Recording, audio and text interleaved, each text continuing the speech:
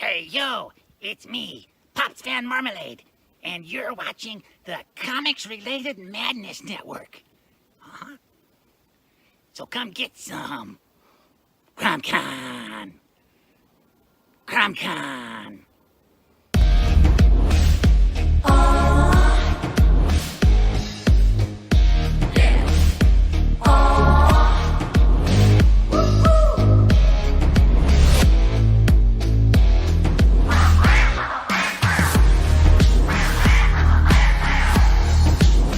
Your favorite podcast is Critical Blast. Hey, we want to shout out to our sponsors, Daytona Beach Comic Con. If you are a fan of comic books, if you're a fan of comic book conventions, and if you like meeting comic book creators and getting comics and comic-related stuff, then you need to make your plans to attend Daytona Beach Comic Con. This year's show is September 9th and 10th. Silverline will be there, so you should make your plans to be there too. We'll see you there. If you like comics and find yourself in the Orlando, Florida area, doesn't everyone come to Orlando at some point in time to see the House of Mouse? But when you're here, you need to make it a point to visit Coliseum of Comics, especially the one on East Colonial Drive. They carry Silverline comics, even a limited edition Coliseum of Comics version of our comics. So, when you go, be sure to ask for Silverline Comics and tell them we sent you. OCD stands for Orlando Collector Deviants. OCD, Steve and Trish. They're a family of geeks who promote geek things, particularly those around the Orlando, Florida area. They're big supporters of Silverline, and we think you should be supporters of theirs too. Go give them some love. If you are an independent comic book maker and you need to get your independent comics made, you need to look no further than Kablam Digital Printing. They print our books, and they do a bang-up job. They're not only trusted by Silverline, but many, many independent comic book makers. Head on over to kablam.com and see for yourself just how easy it is to have your comic printed by them. And tell them Silverline sent you. Hi, this is Tim TK, host of That Silverline Show on Tuesday. Join us at 11 p.m. Eastern, 8 p.m. Pacific every Tuesday night as we discuss pop culture and the joys of making comics. Hi, I'm Roland Mann, and I host Silverline's Silver Sunday. Join me every Sunday at 8 p.m. Eastern as we make mine Silverline.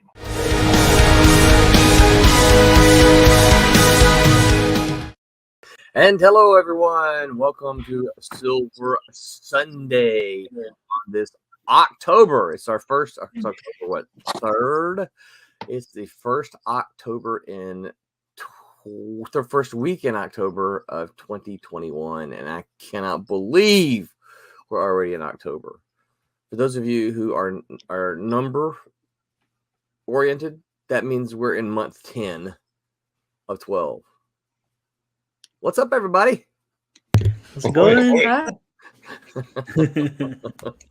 All right. So I'm dragging a little bit. I got a secret to tell you. I did a convention this weekend, and I got back earlier, and I came in. I said I got to stream tonight, but I'm tired. I'm gonna lay down, and so I'm only about 30 minutes up from my nap.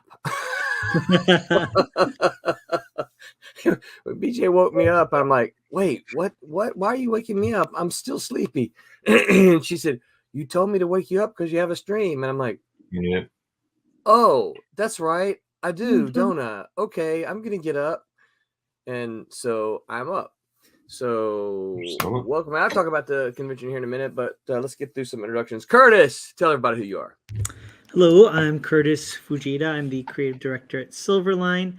I'm also a martial arts instructor. I teach Kung Fu, and so I'm working on my project for Silverline. It's the Kung Fu comic by a Kung Fu master called Shadow Ghost. I'm writing and illustrating it. So that's me, and I'm also hosting the new show with my co-host Patrick Lugo. It's called The Comics Fu Show, where we talk about Kung Fu and comic books in no certain order, but both those things. So that's me. Yeah, I love that title. Very cool. Thanks. Comics Fu. Roby, how you doing? Hello. Tell folks who you are. Hey, it looks like sunshine behind. Is that the window behind you? That is sunlight. Wow. Believe it or not, it is still daytime. Wow. It's 5 o'clock. It's dark over here. Mm-hmm. Pete's like, yeah, you think it's dark there. Believe it or not. Doesn't matter. The room stays the same most of the time. Roby, tell everybody Anyway, who you I'm are. a former Malibu comics colorist. And also, I'd say the current colorist for Cat and Mouse and the just recently kickstarted Silverline Team Up champion of Miss Fury. That's right.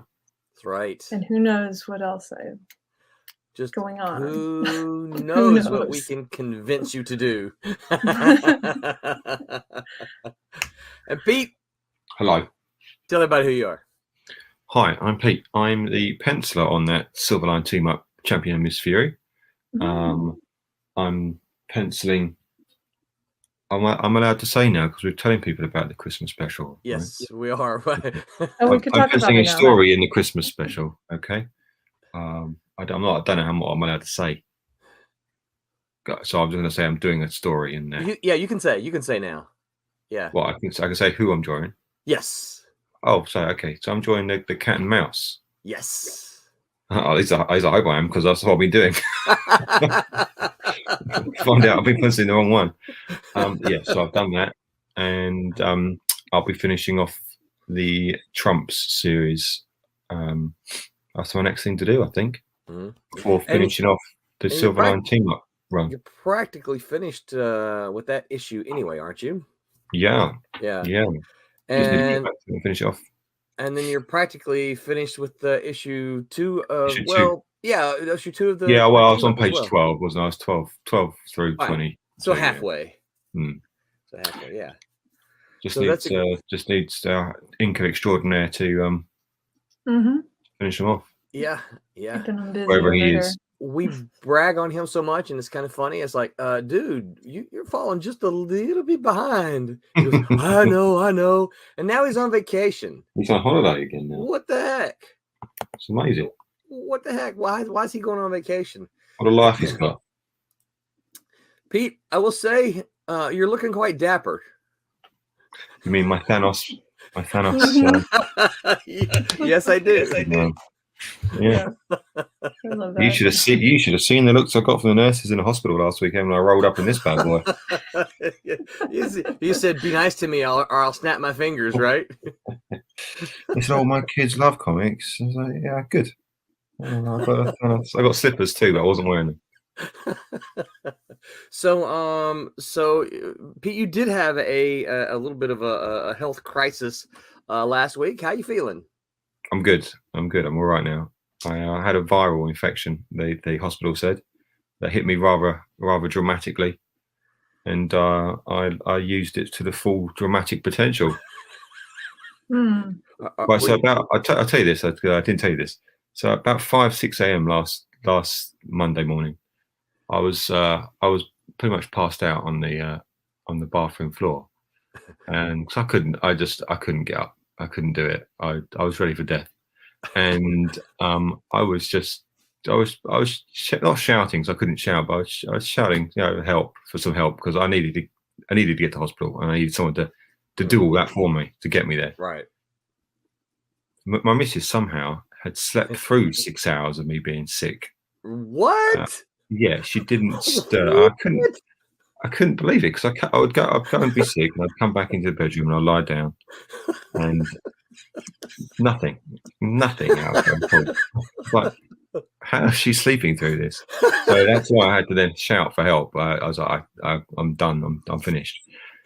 And she came in and said, "What are you doing? You're waking up the whole house." I said, "I'm dying. Okay.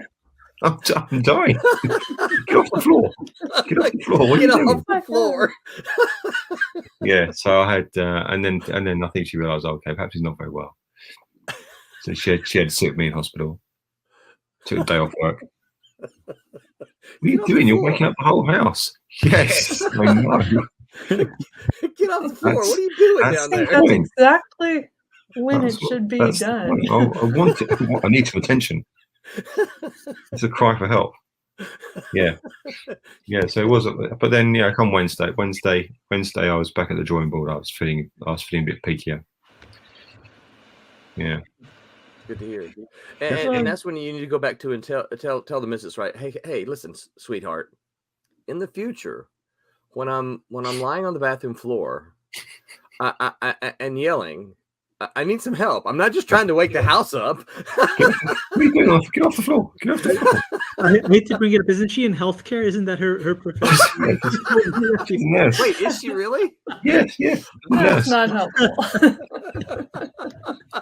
Get off the floor. Oh, she see people that are dying worse than you, so she's like, "You're just being dramatic, Yeah. Apparently I Well, was you know, being laying dramatic. around like I'm that, glad looking all Curtis ill." said that, because that was going to be my question, and it doesn't sound like this is the case. It sounds like you felt deathly, but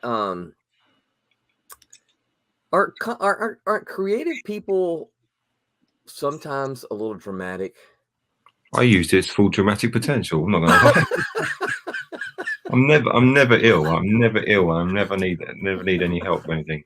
But yeah, when I was like, right, I'm gonna get this. We're going to hospital. I'm gonna get some attention and help. Someone's actually gonna care. Yeah. I made for the first few hours. I'm sure I made the hospital nurse's life quite difficult because I didn't want to sit up. She was like, "Can you sit up?" I was like, "No, I can't. I really can't. I want to lie down." I kept saying that I want to lie down. So we can't even got bed for you at the moment. I want to lie. And I'm gonna lie on the floor. I've been there. I'm gonna go back to the floor. I was Mrs. quite like, comfortable "No, on the they floor in won't my see home. you if you're lying on the floor. They won't see you if you're lying on the floor." I don't feel very well. You're like, well, you'll see me when you trip over me on the floor. Yeah, so I played it up, and yeah, I got all the attention I needed. It really wasn't very well. What are you doing? Get off the floor. And don't That's feel great. very- Get off the floor. You're waking up the household. Wake up the whole house. I know. That was my intent. I think that's what I said. I think I know. That's the point. Somebody should hear me. What are you doing? Yeah. Yeah. Well, Oh, we're glad you're feeling better. Thank you. Yes. You know, I hate when you kind of get sick like that, and then for the next day your stomach is sore, like you've been doing sit-ups, and you're like, my whole body was in just screaming in pain. I couldn't. I was tired, and obviously I wasn't hungry, but obviously I had nothing in my system. So I probably was hungry. I just didn't want to eat anything. Yeah. But, Well. oh well. Yeah. Back to it. So yeah. So let's see. How do I get this back up there? Okay, here we go. So yeah. So the cat is out of the bag a little bit. We kind of had to try to muffle Tommy as much as we possibly could, but I think he wanted to talk about it every single time, and I know I heard Tuesday Gang mention it. So yeah, we'll go ahead and make the official, I guess, the announcement official today, and we are going to do us a Christmas special. And just what's today? Today's Sunday, right? So just on Friday, I think, did I get this sweet looking logo here finished from the very talented Mike Belcher. Where's my Zoom again? Well, let's see. Maybe it helps if I. I never can figure this out. Once I get so far, why won't it let me zoom this up now? Well, okay, you don't need to zoom it up. There's the cover.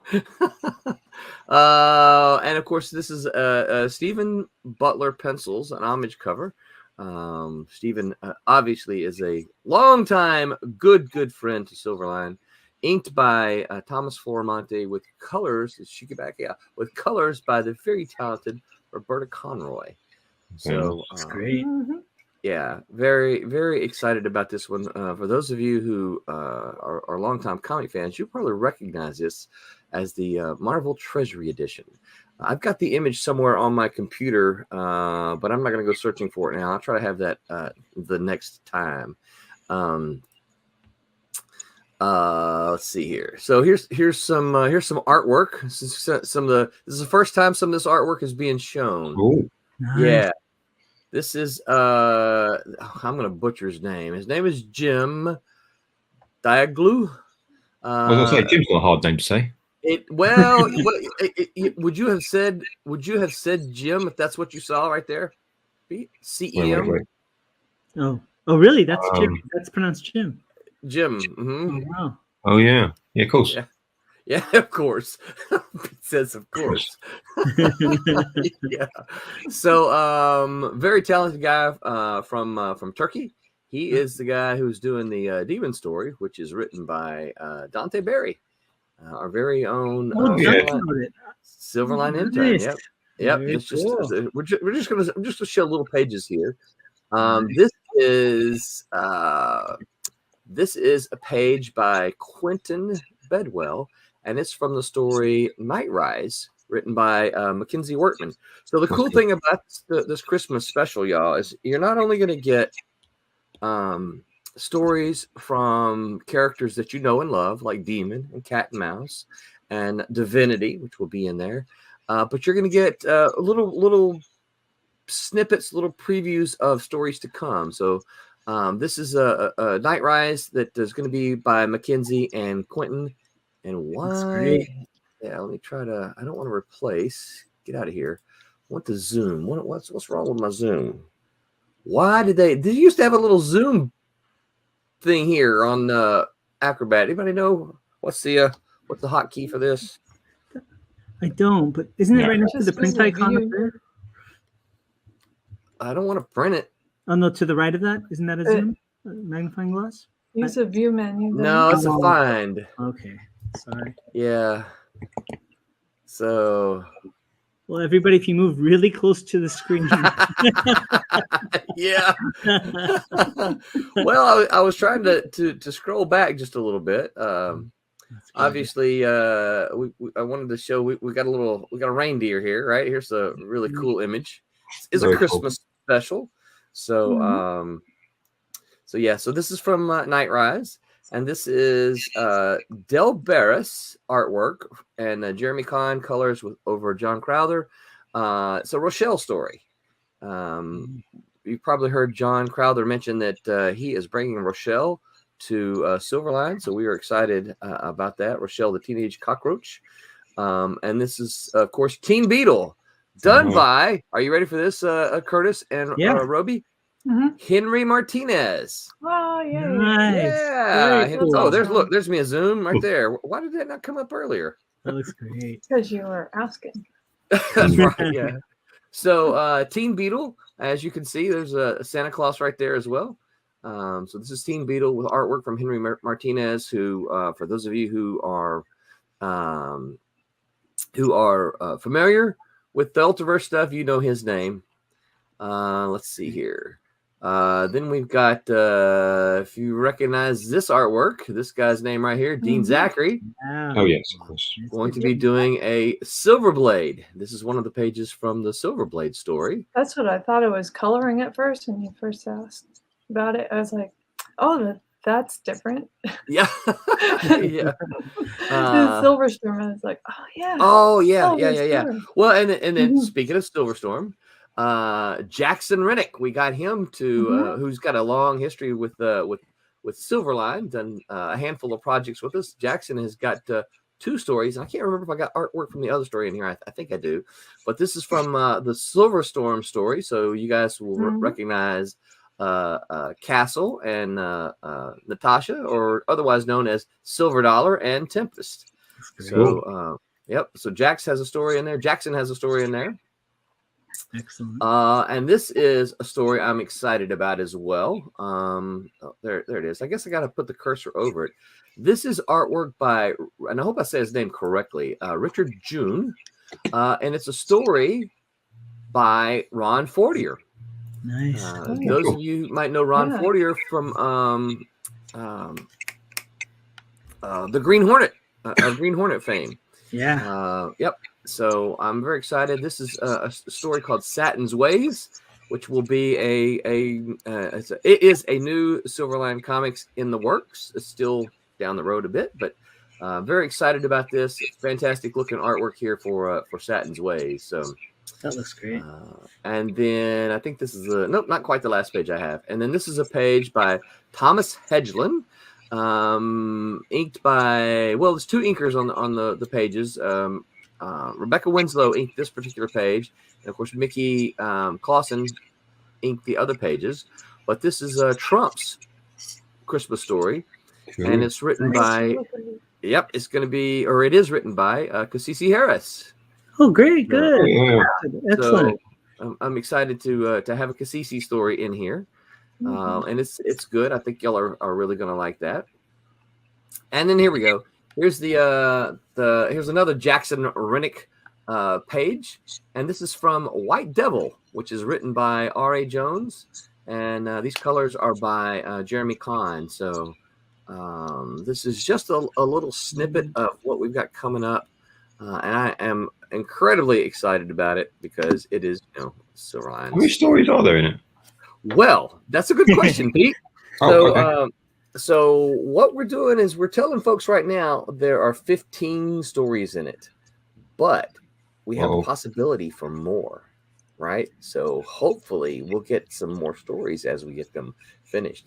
Look at that. While I was showing this stuff, we've got some comments here. Stephen Brown says, "Hey," or "Hi, I like the new intro." Thank you, Stephen. I appreciate that. I'm pretty excited about it. It was I kind of fussed at my daughter a little bit with the intention. The old intro song was written and performed by my daughter, and I kept telling her I thought she was going to write more new stuff, and I'm like, well, I was just going to kind of rotate her songs, as she did a new one. I was just going to put the next new one up, but it took a while. So I told her the other day, I said, yeah, I've been using your song for a year now, and so I gotta get something different. She says, that's okay, Daddy. So, Bobby Westkovich says, hello, big dummy. What's up, Screw Loose? Glad to see you here, as always. Jackson, what's up, Jackson? It says try the mag glass on the right side, and so I did try that, and that didn't work. That was also the Find Me thing, but I found it. And then Jackson says that Trump's page looked incredible. Yeah, we're very, very excited. We're very fortunate that Thomas Hedgelin has done some stuff for us, and I think, don't hold me to this now, but we are really close to finding something, a little something new for him to work on. So if John Medic is listening to me, he knows that he needs to get on the ball. So Hedgelin, super talented guy, does some good looking stuff. So we're excited about that. So yeah, you guys, let me. Oh, you know what? I don't have. Do I have the links? I don't think I have the links available for those. Which, silly me, I should have had. I'll try to dig those up at some point in time. But the links to both of those are available to follow. You can follow both of them. We're going to do it like we did the last one. We're going to have an Indiegogo page, and we're going to have a Kickstarter page. Now, the last time, the big difference was we had lots of art on Kickstarter because I'm familiar with Kickstarter, and I know how to do that. I know how to set the page up. And Indiegogo, I'm kind of like, I don't really know what's going on here. Well, I'm still a little timid with Indiegogo, but I think this one's going to be a little simpler because we're just going to have the collected volume, and then we'll have the collected volume. So there's not going to be a whole lot of, you can't get the issues here, issues 3, like with Kalis. It was, you can get issues 3 and 4, or you can get 1, 2, 3, 4, or you can get the trade, or you can get the trade and the issues. Where there's no issues with this one, it's just the collected volume. So we're hoping that some folks will jump over, because we need to make some inroads with the comic book folks on Indiegogo. And they don't know who we are. And there's a lot of folks on Indiegogo that like comics, and we feel pretty sure that they'll like our comics, but they just don't know who we are. So we've got to kind of make some inroads. So we're hoping that we can do that with this Christmas special as well. But I am looking forward to it. Curtis, tell us about that. Oh, this right here. Yes. As you've heard on our Zazzle Oh. store, we have these amazing Silverline mugs. This is part of the fall collection of Silverline products started, and you'll notice we have this midnight blue is what it's called, the specific color on the inside, adorned as well on the handle. Remember, that's Zazzle.com, Zazzle.com. Thank you, Curtis. And Roberta, do you have I a kind of a I have matching one one a there? little bit like that. However, mine has a black handle because I like black. Yeah. That is. And was Very that also special. available on Zazzle? It was also available on Zazzle. Very cool. Mhm. And what was it, Curtis? You said everything tastes better in a Silverline mug? It does. It does. Yeah, definitely. Definitely. Oh, very cool. All right, so I'm gonna give a little quick con report. I went to PalmCon this weekend. The first time I've ever been to a PalmCon. It was the 10th anniversary edition. And apparently I think they missed the last 2 years. So it's not the 10th one, but it's kind of 10 years. They missed the last 2 years, I guess, because of COVID. And so I wasn't there 10 years ago. This is my first one. And I tell you what, it was a fun show. It was a little show. But the folks there seemed to be super interested in comic books. Met a Kickstarter backer. He was standing there. I was talking to him about the comics, and he was looking at him, and he goes, "You know what? I think I backed one of your Kickstarters."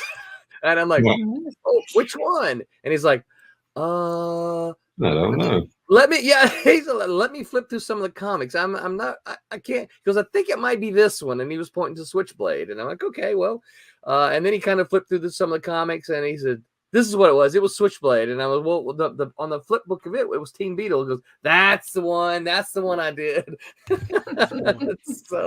so met a Kickstarter backer, and a handful of folks who were unfamiliar with the Silverline. It was in South Florida, so it was a place that I've never been before. So I was able to, kind of introduce a Silverline to a new community. So hopefully we were able to pick up some new readers, new fans. Hopefully, fingers crossed. I will tell you what, I won't use his name because he hadn't given me permission, but I already got a message. Let me read the message to you. It says, "Good evening. I just wanted to let you know that I read the first issue of Cat and Mouse. It was a great read and makes you want to read more. I think it is a good story with a powerful message that needs to be told. Have a productive week." All right. And then he signs off. So he picked the first issue up at the convention and went home and read it, and has already dropped us a note about that. So I was very excited to see that. Very cool. So many times, you talk to someone at a convention and you're like, "Hey, now you artists, you're just hanging on your wall, right?" But for the writers, we're like, "Hey, once you read it, drop me a line, let us know what you think," right? And so you almost never hear from them, right? So it is nice to hear back from someone who's actually read the comic. Right. Martin Piero, you guys probably recognize that name. Martin Piero is a guy who put it on. Cosmic Times, I guess I don't know if Cosmic Times was officially the kind of the sponsor behind it or not. I don't know if he wants to keep those two things separate. But Martin did a great job. His whole family turned out to help him. His daughter would come around probably once on the hour or something. I don't know if it was quite that regular, but she would come around very frequently. Had a box of snacks under her arm, and she would say, "Do you want this snack?" That's cool. Yeah, and then the next time she came around, it was a different snack. "Would you like this snack?" And so she came around real regular. Brought us drinks, brought us snacks, and they kept basically they took good care of us. So so that was neat. And we got the official invite back to Daytona Beach Comic Con. So I was able to talk to Tom, and And we got the official invite back to Daytona Beach for next year. So I am excited about that. We'll start making plans. Actually had breakfast with Tom this morning. You know, and doggone it, I should have taken a picture of it. But I noticed because he arrived before me and he was sitting, we went to this pancake place. Oh shoot, what was the name of it? He told me it was the best pancakes ever anywhere. Wow. And Claim. yeah, it is. I'm trying to remember what the name of it was. Hold on, I'll tell you what the name of it was here. It's called the Original Pancake House.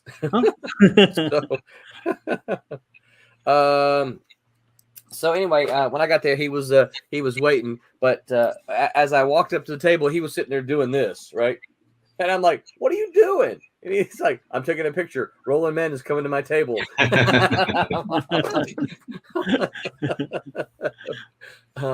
I got to pick Tom's because I've known Tom since I've been here, but I didn't know a lot of his past comic stuff.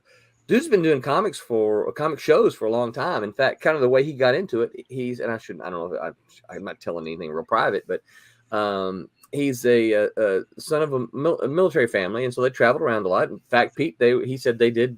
He was in London 3 times when his dad was stationed over there. But he said that he hated going there because the military families could only take so much. And so every time we went to London, I had to get rid of all my comics. Oh.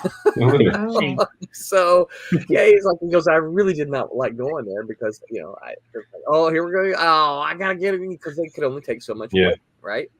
And so he said once he graduated, he had 6 long boxes, and he went to this convention somewhere up in the Northeast. I forget, Massachusetts somewhere. And he said he went there with the intent to sell his comics and just get out of it. I'm just going to be done with it. He said, I made $1,500 and came back with 15 long boxes. He said, and I've been doing that ever since. So yeah, that was and he had all kinds of stories about SPX. He did small press. For those who don't know, I don't know that this still goes on, but this is one that I really, really wanted to do in the late 90s. It's called the Small Press Expo, which was up in the Baltimore, Maryland area. And it was just all about small press. You would not find Marvel and DC there. It was just all independent comics. And, you know, people like, you know, Dave Sim was the guest of honor, Bone. Jeff Smith. Yep. Jeff Smith was you know, those were the folks that they had there as kind of the guest of honor. The Turtles, Eastman and Laird, excuse me, were there as kind of premier independent stuff. So it was one of those that I kept saying, I want to go, but I was never able to make it happen. So yeah, it's unfortunate. Before I get too far, Robbie, can you share? Yeah, sure. Okay, yeah. I can share.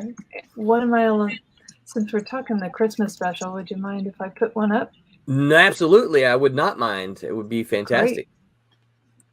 I will work on getting that all up love to see that.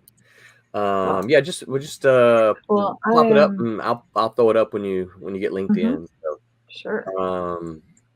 So would you like to see me start one? Because there's one we just got. Yes, that would be cool. Yeah. Yes. Okay. So I will confess, I forgot what we were going to talk about until right before we went live. I think I mentioned I was napping, and I'm like, what are we going to talk about today? So I'm sitting there racking my brain. What can we talk about? And I've got some ideas what we need to do moving forward, but that'll be moving forward. But today's topic is favorite holidays and why. Wow. Yeah. I don't know what is my favorite. And I think we could talk about as well holidays maybe as reflected in comic books too. You know, not just our favorite holidays, but I mean we'll cover that. But then how are they reflected, if at all, in comics? I know that I've never ever seen that. I can't ever remember seeing Labor Day being in a All the comic. all the superheroes have the day off, Right. Obviously, you always see Christmas. That's a common one. I know Marvel and DC both have done Christmas stories, and I was a fan of the Marvel Christmas stories. I think it's sort of standard now. You sort of expect the big public or most publishers to do a Christmas special. Yeah. Well, it's Christmas. Where's the Christmas special? Right. Yeah. I don't does anybody know? Do they do those anymore? I think. Well, I think for certain books, maybe they do. I always seem to remember there being a Spider-Man Christmas special, or maybe not a special. Maybe it's just that issue. It's Christmas in the issue. I don't know. Yeah. Perhaps not specials anymore. No, I've not seen any solicitations for a Christmas special. No, and the part of the problem with that, when you think about it is, and a lot of people don't realize that if you're going to do a Christmas story and hit comic shops for Christmas, you kind of got to know what that's going to be back in June, Yeah. because you got to get your story, and then and your script, and then your penciler has to pencil it, then your inker's got to ink it, then the color it, and then letter it, and then get it printed, and then shipped in time to make comic shops in December. So you gotta kind of know that you're going to do that back June, July. Yeah. It's I mean, not they can plan these things. They plan their storylines years in advance. So they can do it. It's just whether it's going to make enough money for them. Yeah.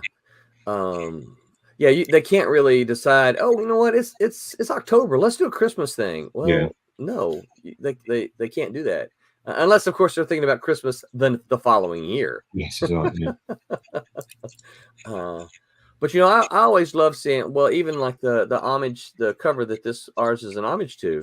I always love seeing the my favorite Marvel hero, Spider-Man. I always love seeing them, in a Santa hat and Christmas shopping and stuff like that. Because we did that. Yeah. I always remember the two that stands out to me is I always remember there was an issue of Daredevil where, and it was disturbing, but it was like it was like I think it was the Born Again part where Matt Murdock had fallen from grace, and the cover was some guy in a Santa Claus outfit, some criminal, pulling a switchblade out on Daredevil, and I just always remembered that. That always stuck in my mind. And they used to always have like a Christmas special for the subscriptions, and they would always have I think it was a John Romita Sr. drawing of the Green Goblin carrying Peter Parker away, and he was wrapped up in like a Christmas wreath or something like that. And I always remember those. Those are the two images for me that always stand out. Yeah. Yeah, I was trying to see if I could. All right, am I sharing or is it not? Yes, you are. Here we go. Okay, let me see. So we got. It's a demon pig. It's starting. Just started it. I recognize that fellow there in the green hat. Mm-hmm. Let me take all the color out so you can see it. Really nice, isn't it? Yes, it is. Very, very cool. Yeah, Jim has done a really nice job with the demon story. So excited, and he's actually working on a. So this was kind of a spur of the moment kind of thing, because he dropped me a line and said, "Hey," and I've talked to him for kind of on and off for 5 or 6 years, and he dropped me a line and he said, "Hey, love to do a project with you guys." So we swapped some messages, and I'm like, "Okay, cool," and we got one in the works. And I'm not going to announce it yet, but we got one in the works. And I said, "Well, while we're prepping some of the characters in the script, I got a 6-pager. You want to draw it?" And he's like, "Sure." So that's how that ended up. So now I will say that he will be working with Tim TK. So cool. So I'm pretty excited. Tim's got a dandy story that he's told, and I think Jim's going to do a really nice job with that. Curtis, I kind of tried to look for that cover, but I didn't find it. Is it the one with Santa's holding the knife? Yeah. Yeah, Okay. it's like Matt Murdock's POV, you know. But it was Yeah. What, so what, well what, drawn. what, Matt Murdock's POV or Santa's POV? Oh, I think it was Matt Murdock's POV. Like he's staring down, and there's this guy dressed as Santa Claus holding the switchblade out. I remember it. So hold on, let me see if this is what you might actually remember instead. It'll be interesting to see if Because- you remember it correctly. Isn't that funny how Yeah. you think? Oh, I Oh my gosh, that is the cover, and man, I totally could have sworn it was the opposite. That is disturbing. Wow. That is Yeah. disturbing. Wow, my goodness. But is that crazy? Well, It at least is was crazy. at least it was Daredevil. It wasn't, Archie Comics for some reason. Had a switchblade in it, so. yeah. But that's such a great cover. Wow. Yeah, so it's funny because when you're saying it, I'm like, I'm not seeing a Santa on the cover Yeah, except for wow. this. This might Wow. be That was it. might be it. My mind completely flipped it. That is really. But that's kind of isn't that kind of interesting how you remember stuff one way? Yeah. And The then- weird. Oh, go ahead. No, I just and then when you see it, it's like, what? That's exactly it, but that's not how I remember it. Yeah, I have two. I don't know if I could call them friends, but two acquaintances that I've known in the past. I'm no longer in contact with that are quite delusional, and both of them told me the stories I told them about my life, and they replaced themselves as me in the story and told me the story like it happened to them. It is the weirdest thing. But they forgot their own lie source. Yeah. It's like That's funny. Yeah, they'll That's say stuff sad. like, yeah, when I was a young Eurasian boy, it's like, dude, you're Jamaican. Like, that's my story. I don't get how you got that. Yeah, people are weird. That's pretty funny. Yeah. So, favorite holidays? Halloween. Halloween. Oh yeah, Americans love Halloween. You love Halloween, don't Love you? Halloween. You're mental for it. Yeah. Uh-huh. So, did you say we're mental for Mental for it, huh? Yeah, you go mental for Halloween, don't you? You just start all over it. It's like the biggest thing in the world for you. And I was like, It this is is weird. wonderful. So do you guys not do Halloween over on I mean, the yeah, we island? do Halloween, but you guys, you got a problem. You got a real problem. Yeah. We love it's our called pagan decorating holidays. and creative outlets. I mean, when I was out there, I just, wow, I couldn't believe just the effort some people go to for one night. Mhm. Yeah. And then you go trick or treating. I remember that. I remember that. What we went to someone's house for a Halloween party. Mm-hmm. I didn't get dressed up. I wasn't going to get dressed up, but the door was just the doorbell was just ringing non-stop with these kids begging for sweets. Darn kids. So, I mean, wow. And there was like, as we drove up to the house, there were just like, it was just a mass of them, just wave after wave, just walking up the road. Yeah. Yeah, pretty much. You guys go too far. Pretty awesome. But yeah, we do Halloween, just not like you guys. No.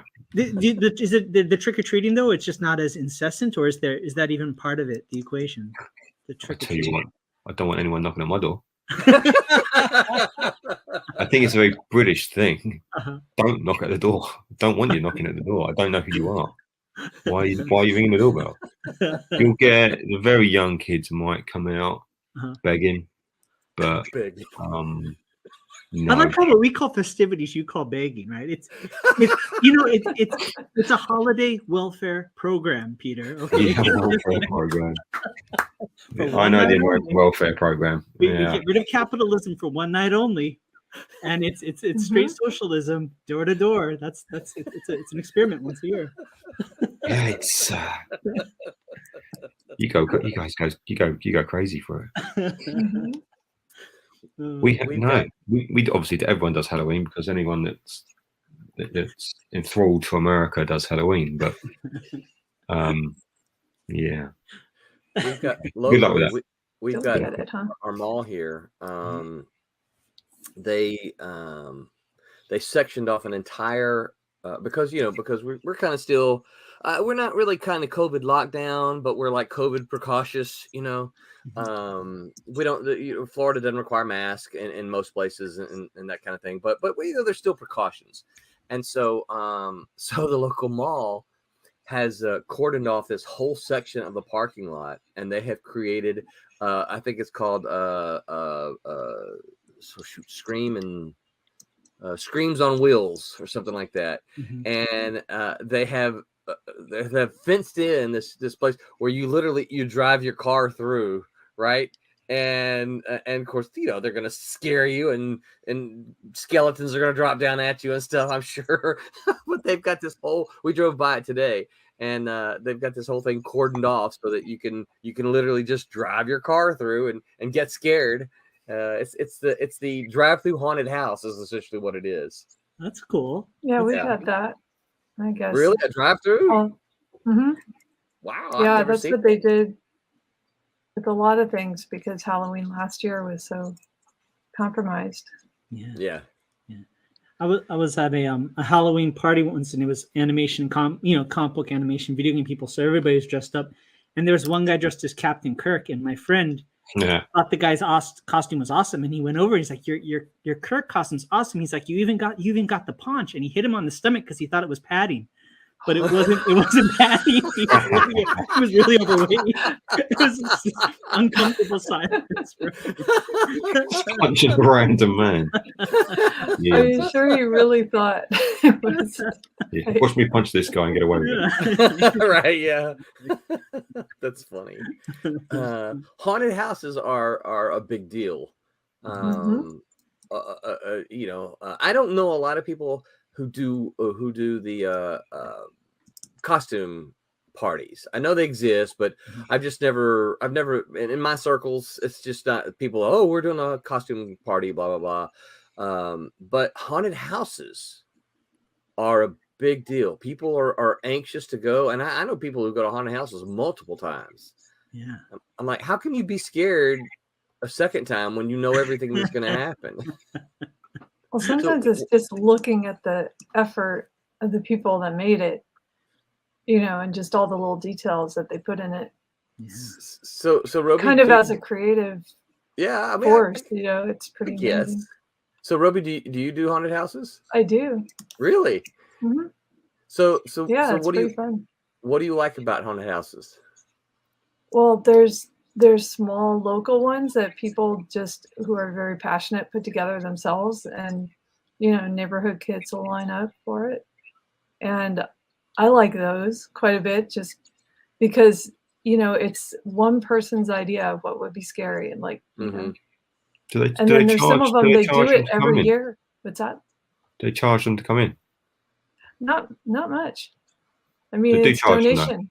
It's like basically they don't charge, right. but So you know, they ask for a donation if you feel so inclined. So peer pressure yourself through it. But then there's the bigger ones, and there's all the haunted houses at places like Universal and Knott's and. Yeah, I remember that Universal has the Walking Dead kind of thing, but that's year round. Yeah. And that thing's pretty intense. I was shocked. I saw a family bring like a 5-year-old into that, and I just was like, depends on the 5-year-old. That's a hard 5-year-old. They saw some real trauma beforehand, I guess, because they weren't phased. But yeah. So, Peter, are there haunted houses over where you are? I mean. You know what I mean? They don't do that? No, they're certainly not. No. At least I don't get invited to any. Okay. And I certainly wouldn't pay to go into a stranger's house. Even if it's a donation. A donation, quote unquote. No, not going to happen. It's an experience, you know. You have to enjoy the haunted houses we have are at theme parks. And they're not really haunted houses, they're like rides. Oh really? Yeah, no, we don't do it the way you guys do it. Sorry. Fair enough. It's always fun to find out what things we have that are uniquely American, you know, so that's pretty interesting. Stephen Brown said Halloween is definitely the American holiday. Nice. It's not a holiday. Is it? Is it a holiday? You don't No, get a day off. do we you? should No. take a day off. We really should, but I would like it because my birthday follows Halloween. oh, that's right. Yeah, Mhm. so it would kind of be like, my birthday would be a holiday. That'd be great. Not bad. Stephen Brown says his favorites are Christmas and Halloween. Yeah. And then he says, I finally got my spell checked, so hopefully it would be okay. So he must mean his. So I thought he was talking about his post there because he misspelled Christmas, but I think he means I finally got my comic spell check, so hopefully it'll be on Indiegogo soon to other creators and not just readers. So yeah, we're anxious to see that happen. Also, you gotta update your logo. Remember last time we talked about it being your comic, so you gotta update your logo, dude. Jackson Rennick says the worst haunted house I've ever been to was while living in Utah in my teens. It was run by Mormons. That's all I'll say. Wow. sounds fairly tame. So it's funny when we lived in Tennessee in the early aughts. The church that I went to did for Halloween did something called Judgment House, right? Wow. Of course. Yeah. That sounds fun. Yeah. Be You know, judged. it was incredibly popular. Uh-huh. And I actually got to play Satan.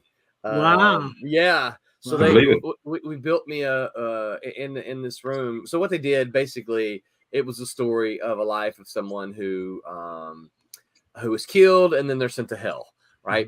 And so I got to play Satan, and I set up on a throne. And they put at the time, this was 20 years ago, I did not wear any glasses whatsoever. I did not wear any eye utensils, but they put because they wanted because we had black lights in the room where I was, and so they put contact lenses in my eyes so that my eyes would glow. And I can't remember. I think they glowed red, right? But I couldn't see a thing out of them. Oh, no. Right. And so I had these contacts, and it's like, they're like, hey, when you're doing this, why don't you get up and walk over here? And I'm like, because I'll fall off my throne and I won't be able to see anything. It's like, so I mostly just sat on the throne and they had a voice changer microphone. So I was talking like Satan, and I gotta say, just have this image of people going, "Oh, Satan's drunk again."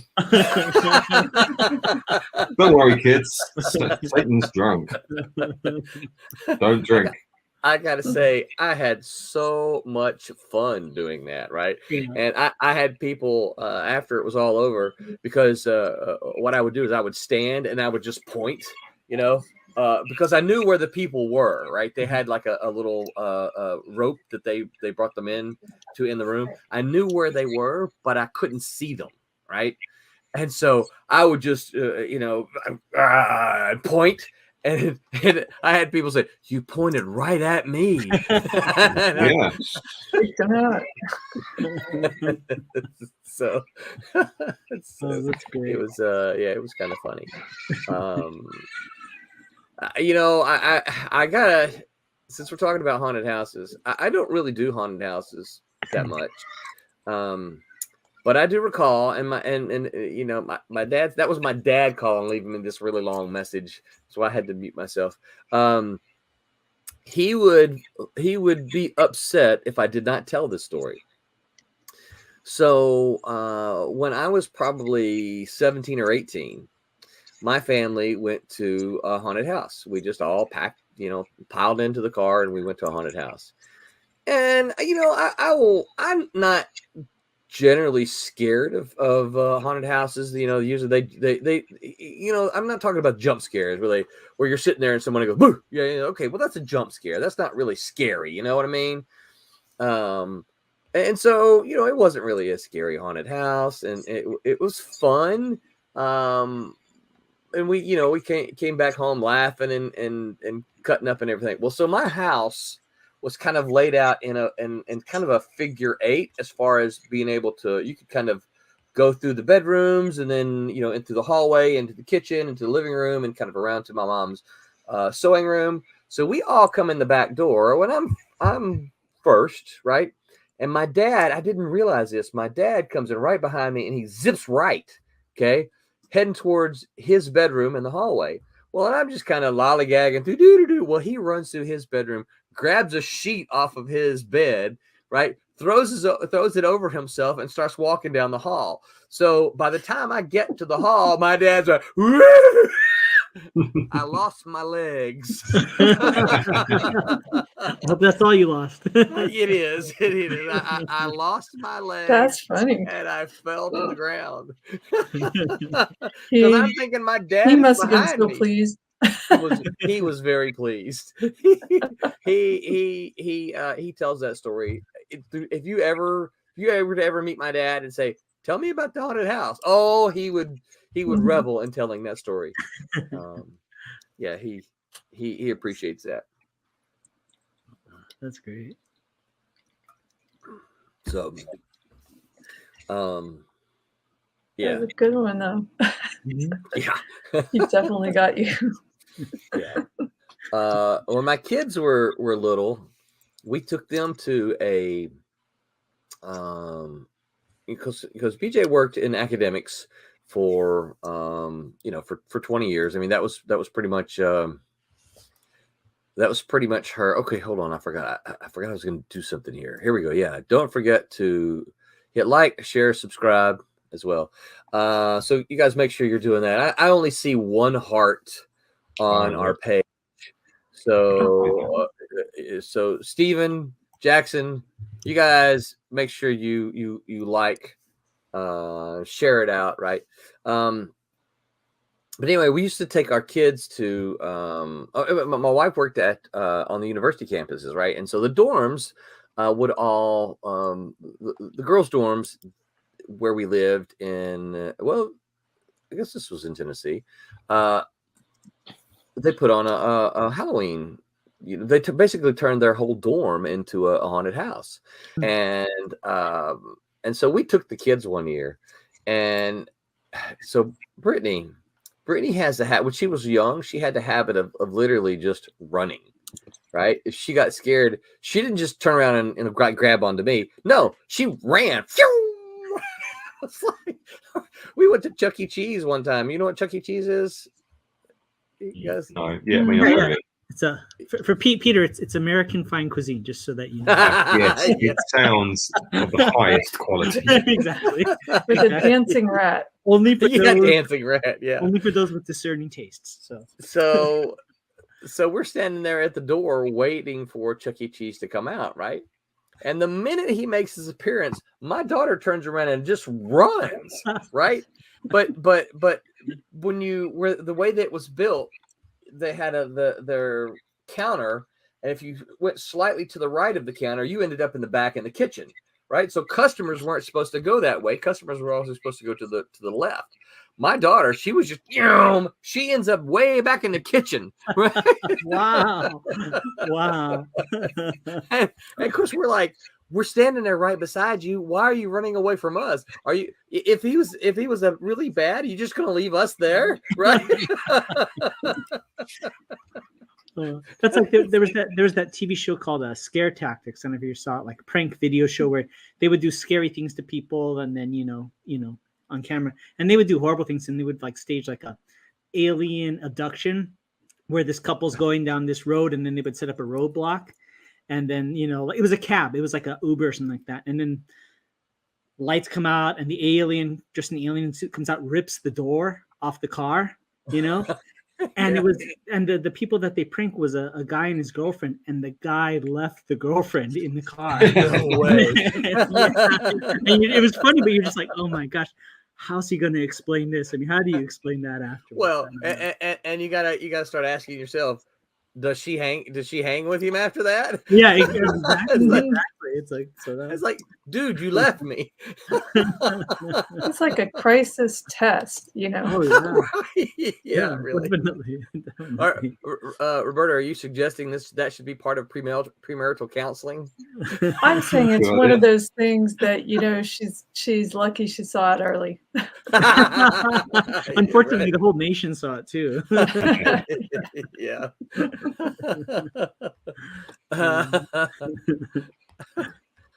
Stephen Brown says he's working on his comic. He's working on it and he plans to use the account to post videos. Oh, look, he changed it. Look, okay, I changed it. Oh, I like that. That's a cool image. Yeah, that looks cool. Yeah, I like that's the neat. line on that. But he says Oh, still don't have a name yet. So I wouldn't over worry that part. It'll come to you, and just at the right time, it'll come to you, and you're like, yeah, that's it. If you remember, we didn't have a name for the Silverline Team Up book for a long time. Yeah, we just called it. Tommy still calls it Champ Fury. When I talk to him, he still says Champ. I'm working on Champ Fury. And I hope it's okay if I chime in on that because I did get to read Silverline Team Up Yes. issue Oh. one, and I Yes. enjoyed it. However, the name Silverline Team Up I noticed in the forward was misattributed because I'm the one that came up with that. So Did you really? yeah, we were on Well, we were on scrap the lot and send them back to the printer. I'm gonna have Tommy print me a special edition. Oh, well. So here's the cool thing about print on demand. Curtis, do me a favor. Send me that email real quick, right? Just so that we don't forget it. So that it's sitting in my I use my email. For those who don't know, I use my email as my to-do list, right? So send me an email really quick right now, and I will change that.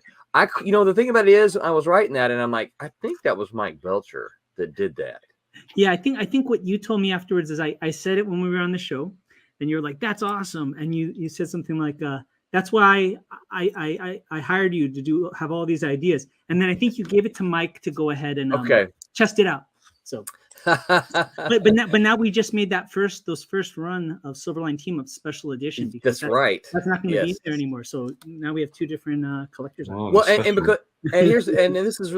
this literally is one of the coolest things about print on demand is that I'll make this change and I will upload it to Kablam, and moving forward, any book that's ordered off of Indie Planet or when we go back to print more, will have the corrected page on it.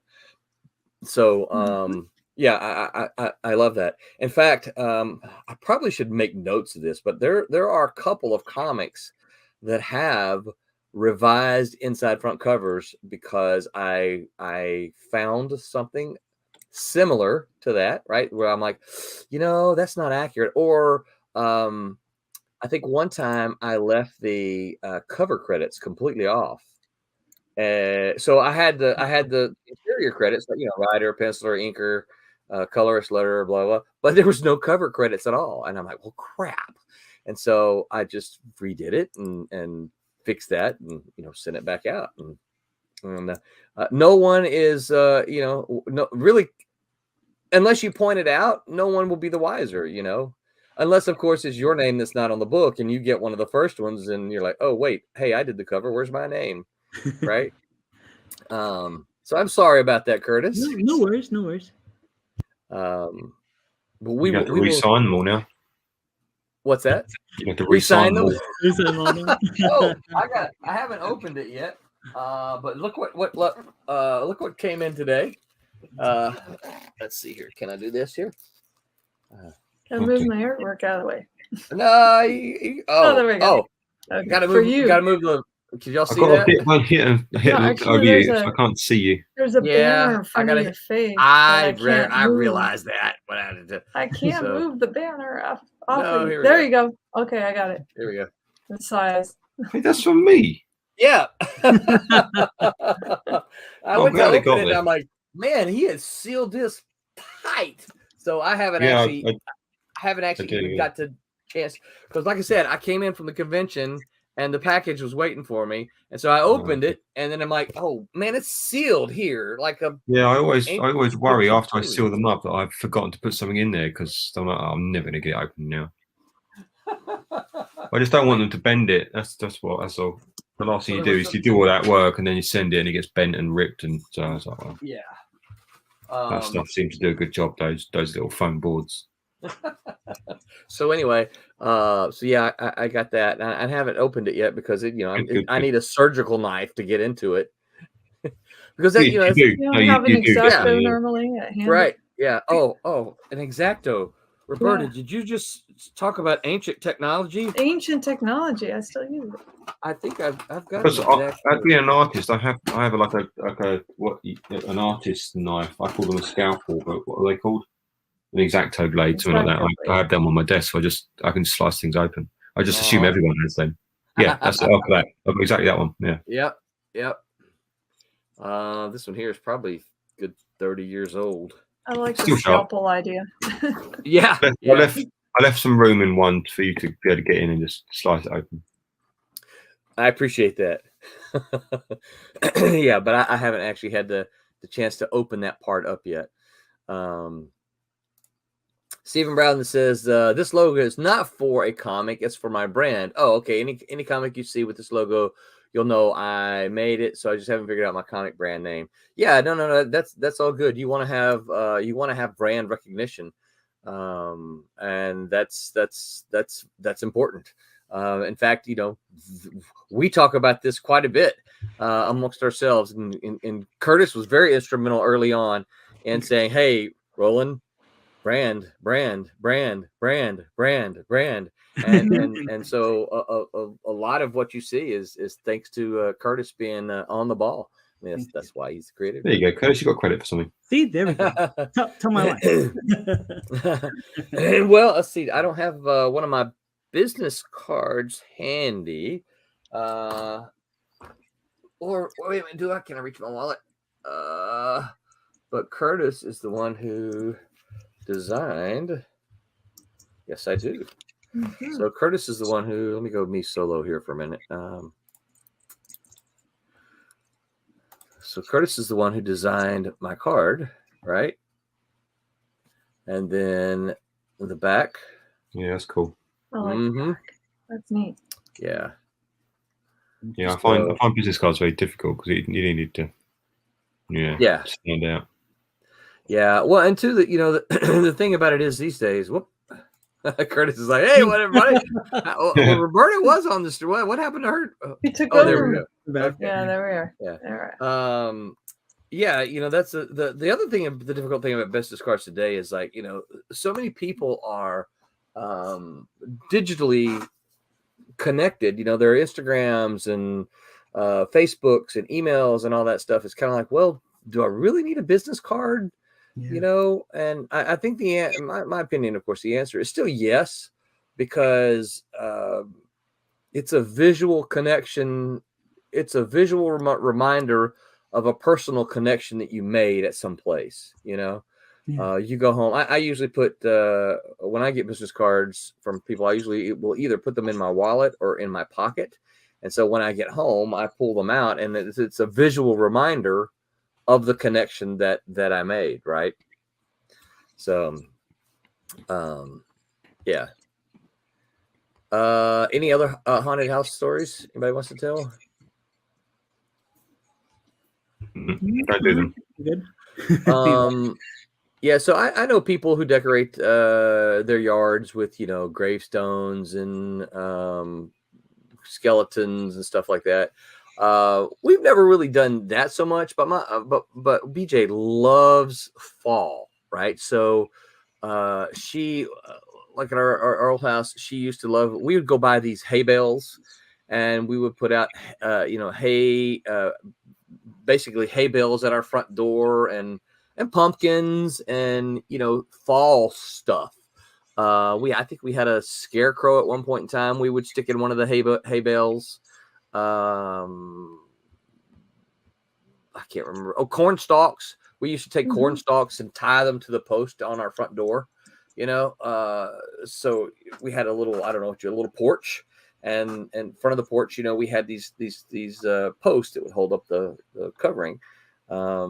And we would buy these corn stalks, and we would literally just tie them to the.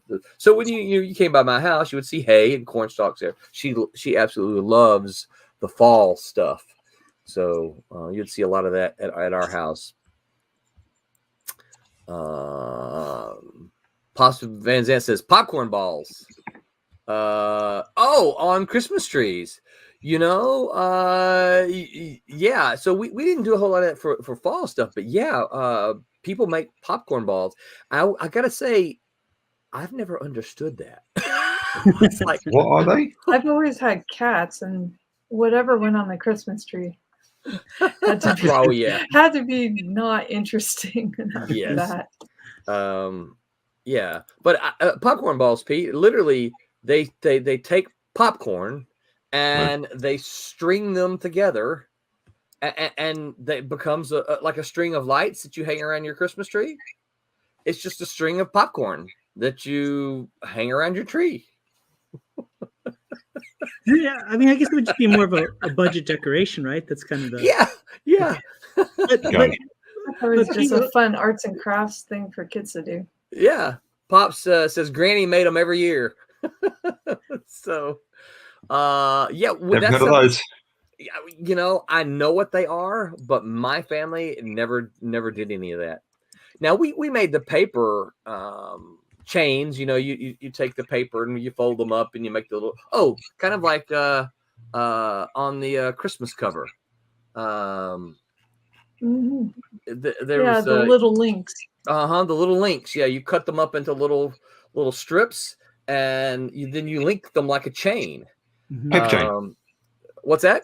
A paper chain. A paper chain, yeah. Well, we would do that, and you know, you'd find that on the tree. Well, Pete, don't over where you are? Don't you have like or is, I don't know how common it is, but isn't it like the paper crown and like the popper? Is that what it's called, or how does that work? Yes. I mean, do you not? no. What's a paper crown? What Wait, do you wait, mean? wait, We don't have anything like that. So you don't put a cracker over Christmas dinner? No, Cracker? Cracker means something very different over here. Than sorry. You put a cracker. All right, Curtis. Don't start talking about us Southerners now. It goes bang, and then inside you have a little crown you put on, a little paper crown. There's a joke. There's a toy. What else do you get? I think It's that's like a tube, right? It's like a cardboard tube. Yeah, with it's a tissue cracker, paper, right? Just Christ, Curtis, it's a cracker.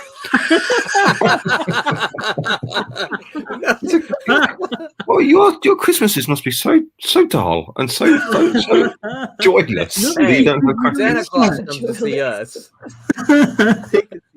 What's a cracker?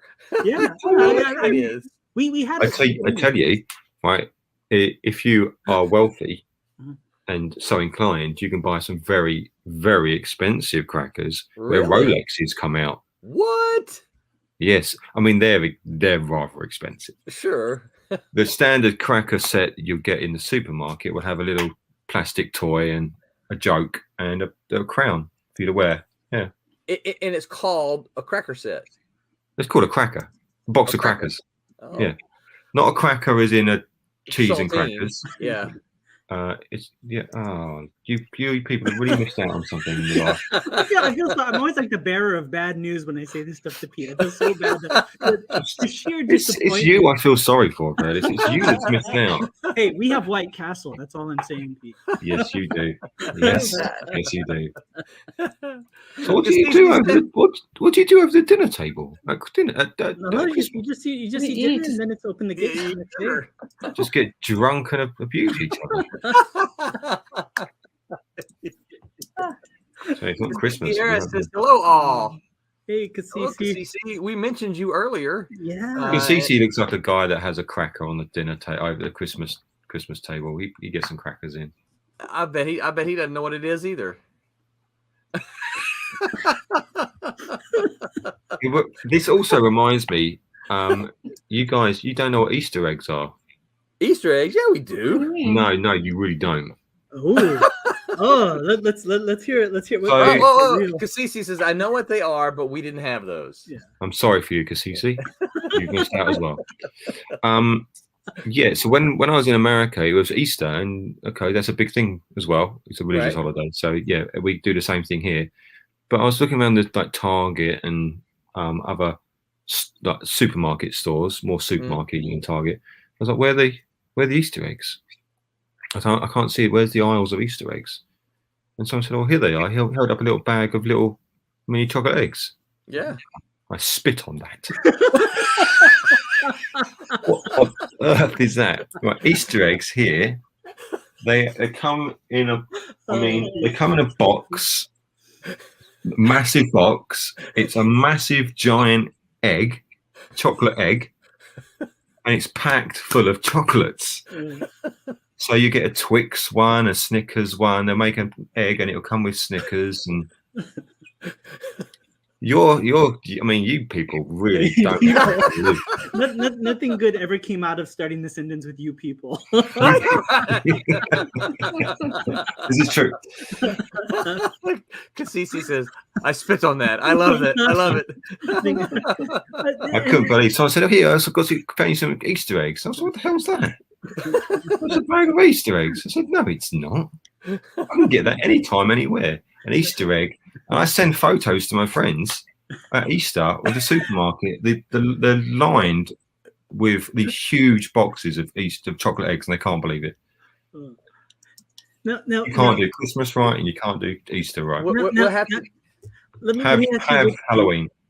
Do you say? I mean, is it always Merry Christmas, or do you also say Happy Christmas? Because I thought I've heard it said that way, or is Happy Christmas, Merry Christmas? Yeah, any of that's fine. Yeah, because we're strictly Merry. I don't think we ever say Happy Christmas. We're always Merry Christmas. So do you say Happy Thanksgiving? Happy Thanksgiving, yeah. You say Merry Thanksgiving? No, never Merry Thanksgiving. Do you say sorry? Yeah, but we never mean it because this is America. We sent you there to do it. It's fine. We're just as responsible. We don't do Thanksgiving, obviously. Yeah. right. Yeah. I wouldn't think so. Look at that. You also don't do July 4th, do you? No, not here. I love on Facebook when it was 4th of July. You know, Silverline chat, everybody saying Happy 4th of July, Happy 4th of July, and then Peter just comes in. You know, what'd you say? Like Happy Trader's Day. Trader's Day. Yeah. Happy Trader's Day. How's that working out for you? You can't do Christmas, you can't do Easter. But we can do our haunted houses. You can have a Halloween. Have it. But I can't trump you. We did create comic books, so there you go. Oh, there it is. There is that. No, it's a fine American art form. Alive and well. Fine American art form that most Americans don't appreciate. Yeah, exactly. Yeah, it's a strange one, actually. It really is. That's they did at one point. point. What's that? They did at one point, yeah. They did at one point. I don't know why. Is it because it was initially aimed at kids? Do you think that's what it was? So all right, so hold on. Time out, Pete. Learning time. Initially aimed at kids. Hold on. Now that's something you hear frequently that's not quite true. So if you look at the history of comics, initially comics came about in the 1930s. Those were not aimed at kids, right? In the late 1930s. Those were aimed at general audiences.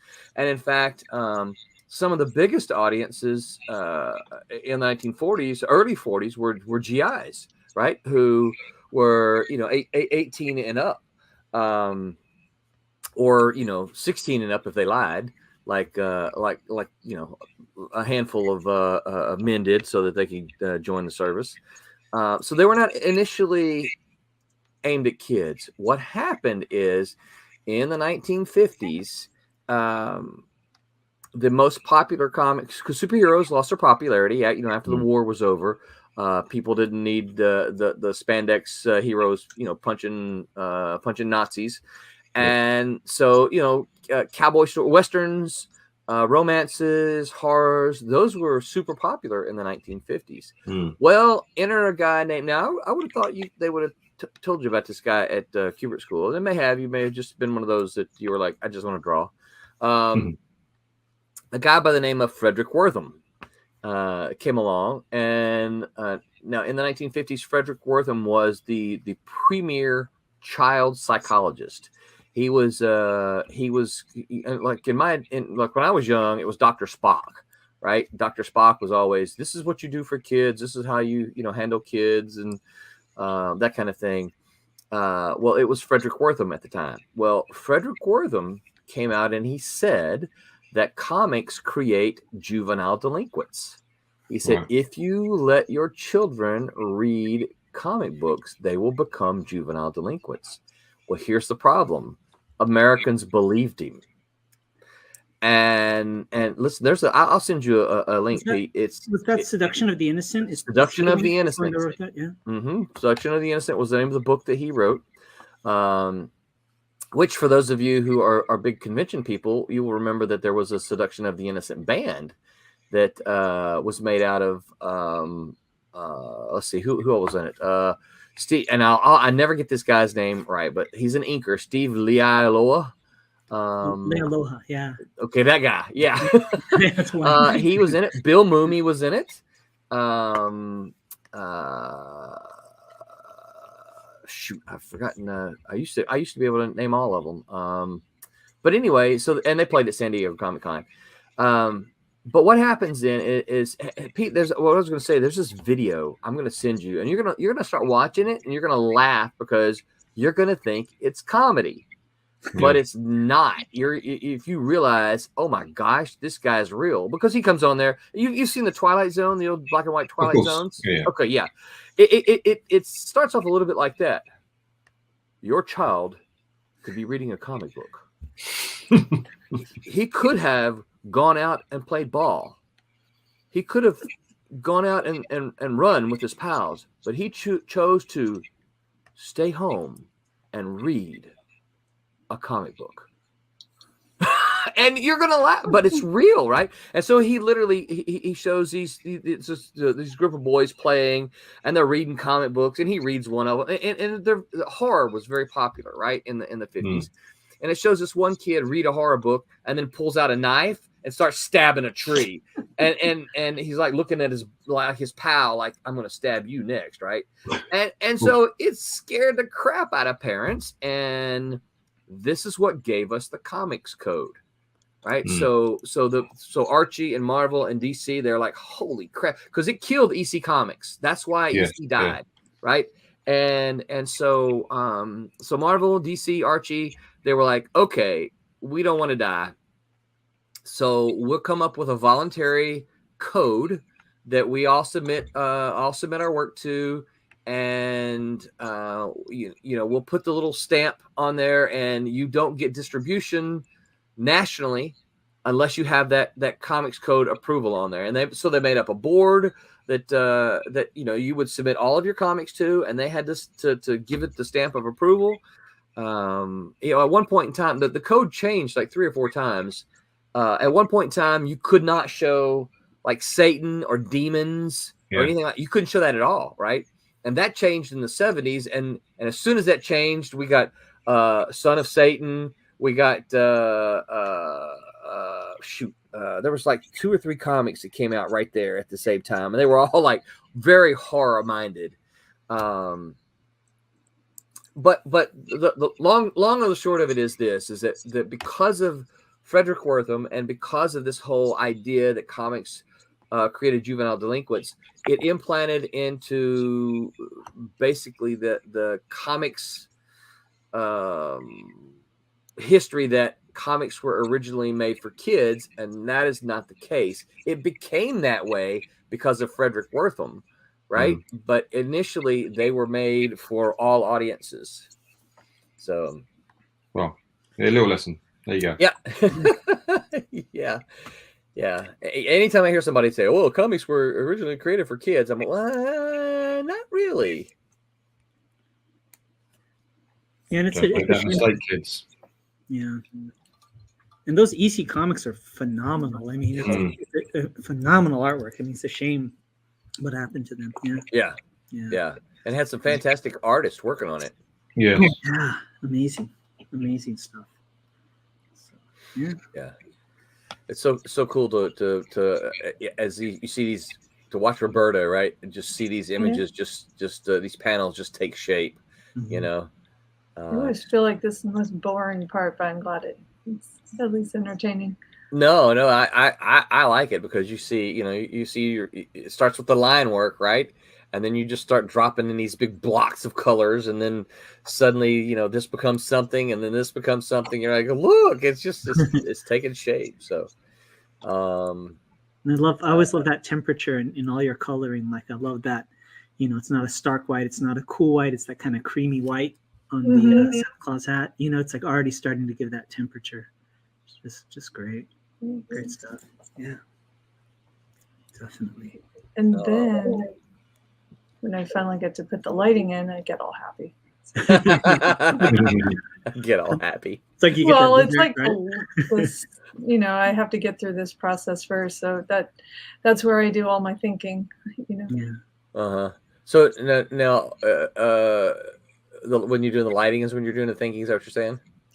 When I'm dropping in these colors here, because then I see it as a whole piece. You Right, start getting okay. the mood down and you're like, okay, it's got to move here. I've got to look at this first. No, I don't. I got to look at this first. So you kind of start moving across the page and see where your eyes go.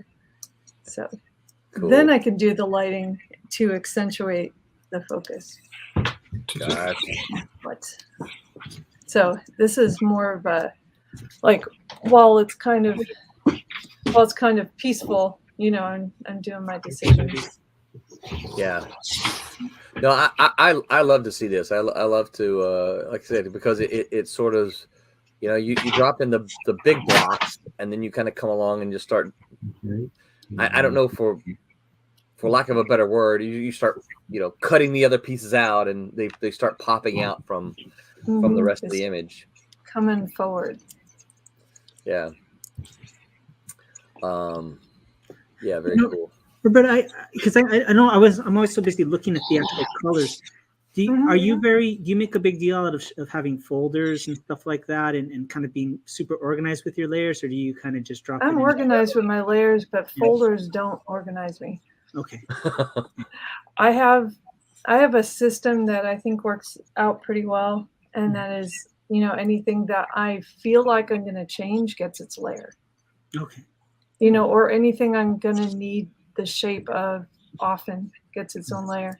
But my initial goal is to put everything on its own little flats layer so that it can have, everything represented first. Yeah. And then the bits and pieces that I'm going to need a lot are going to start getting more and more attention. And when you move to the other pages, do you just take the eyedropper and use that same red from the first page, or do you I have because I make skin tone decisions and characters will continue throughout the pages, so yeah. Sure. That's great. Yeah, if I don't do that, then I would make then I would go through the trouble of making on the palette as a swatch. But sometimes it's just as easy to just open the page and eyedropper it. Yeah. That's cool. Yeah, it depends on how many pages I need to have the same colors go for. So sure. I think it seems to make the most sense to get all of the flat colors down for all the pages you have first. That way you can kind of decide if you're going to change anything. Ah. So you try to flat all the pages before you going back in and yeah, if I get a lot at once. If I get only one at a time, then I just wait and see how it develops. Yeah. Yeah. That's cool. Yeah, very cool. Ah, that was cool. It's fast. That's one thing. And then he's got a belt, so he's probably going to have his little Santa color. Let's see. Who else? Favorite holiday? I mean, for me, definitely Halloween, but also Christmas, of course. And it's always interesting because the two different kind of cultures of my mom and my dad. So Christmas into New Year's, right? So like from Japanese side of the family, for New Year's, we would always have what's called mochi. I don't know if you know what mochi is, but it's like a dessert really good. made out of like sweet rice flour dough, and we'd make that every New Year's. You'd actually have to go ahead and like an assembly line, and you just lay out all this dough, and you kind of mold into almost like, I guess you could say, like a cupcake, I guess, for lack of a better word. Oh, okay. You have the sweet bean filling, but you just like. It would take it was like one of those all day kind of things, Wow. So we would fun. Yeah, it was cool. You can do that with the grandparents, and then from my mom's side, from Texas and Oklahoma, it would be what would it be? It'd be black-eyed peas and ham, right? Oh yeah. So like these two very different cultures, but fun, Yeah. fun stuff. Yeah. Definitely. Black-eyed peas and ham. That's Yeah. right. Yeah, and Christmas in Hawaii was always funny because we have no chimneys, right? So it's like, when you're a kid, how does Santa come down the chimney if there is none? So Right. Yeah. it took a little creative explaining. So yeah. How about over where you're, Peter? Is the whole Santa thing as big a deal as it is here, or is that? Well, I have to be careful what I say now. I don't know if you still believe in Santa or not. So, yes, Wait, what do you mean? Curtis, we all look forward to seeing Santa on Christmas. Yeah. Yeah, of course it is. Yeah, can't have Christmas without Santa Claus. Yeah. We all have chimneys, so Yeah, you do. Exactly. Well, and I think one of the most classic Christmas stories ever written was by a Brit, right? Mm. you mean Charles Dickens? Charles Dickens, Christmas yes, Carol. of course, Christmas Yeah. Carol, which gets Yeah. made every year. Right? Yes, Yeah. I still maintain the finest ones with Patrick Stewart, giving an excellent Britishness. Nice. But no, of I course, don't yeah. know that I've ever seen that one. Oh, you must watch it at Christmas. Okay. You can finally try to correct some of the mistakes you've made of Christmas past in America. If you can't get the crackers, at least watch Patrick Stewart on Christmas Day. Well, I'm a Patrick Stewart fan, so that won't be hard to course. convince me to do. Yeah. Have you ever seen Excalibur, Pete? Oh God. Yes. The movie? Yeah. John Boorman. Yeah. Oh man, that's one of my all-time favorite movies, and Patrick Stewart is in it. Yeah.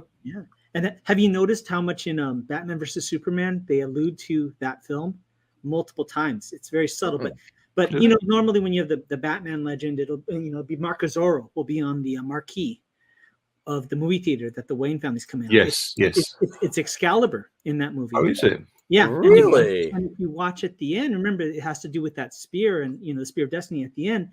I think Superman gets impaled with the spear and dies, saving everybody, just like Arthur does in Excalibur. And the spear of destiny, which i.e. Excalibur, gets thrown in the water. They have to dive it. So right from the get, when you watch the opening, it's like there's a very clear nod to that John Boorman or just the Arthurian legend in general. Now I got to watch that movie again. Yeah, Mm-hmm. yeah, pretty cool. Huh? Yeah. And it's not really a movie I liked. No, it's not that good. Martha, why did you say that name? What about Wow. Krampus? I think that's a cool tradition that other countries have that we never had, which is the antimatter Santa Claus, right? The evil Santa Claus. Are you familiar with that? I'm familiar with Robot Santa from Futurama, who is perhaps the finest Santa Claus ever made. Well, in France, they have Père Fouettard, which is like the Father Whipper, which is basically like a dark Santa Claus with like this, sack full of switches. And if you're bad, Père Fouettard comes out and will give you a swatting instead of a gift. It's kind of cool. Yeah. It's kind of cool. Yeah. There's got to be some. What was here? He says you couldn't pay me enough to see Batman versus Superman again. It's really hard for me to disagree with that. Strange enough, I do think the extended edition of that film is much, much, much, much better.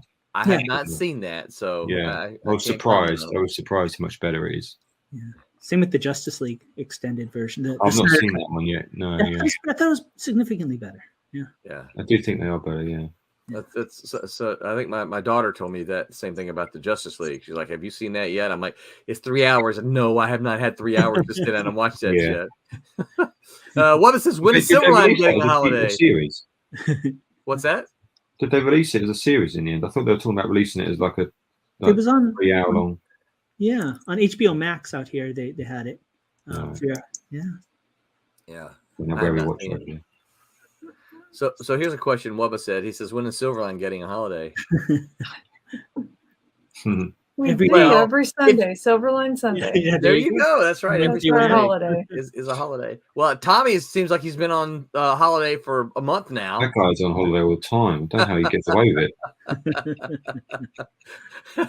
He told Come me on now. I got a message from I don't know if I can't remember if it was to our group or just to me, but he was like I'm planning on him being back on I think the 3rd, which is tomorrow. So I guess he's supposed to be back in the office. So he's probably coming back today.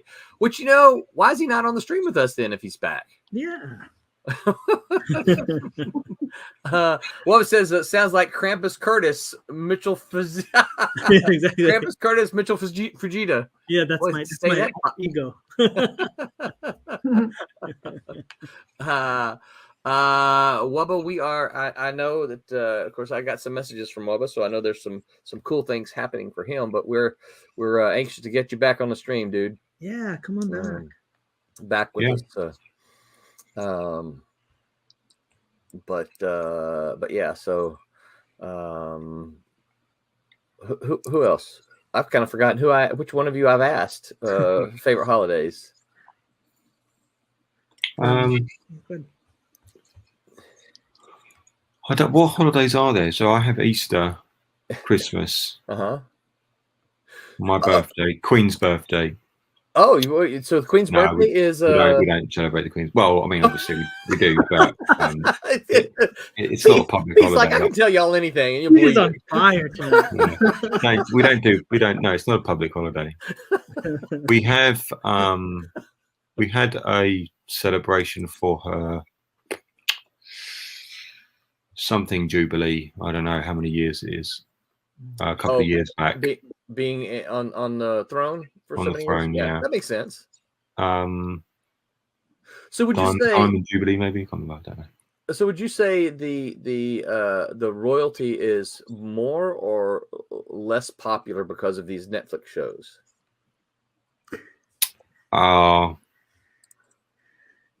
With I mean, you Americans, can't- are you saying? Or Well, no. So I've heard mixed from the assorted folks on the island. I've heard mixed, attitudes about the royal family and the monarchy and stuff like that. Some are like, "Hey, it's time to do away with it." Some are like, "Yeah, I like you always them." get that.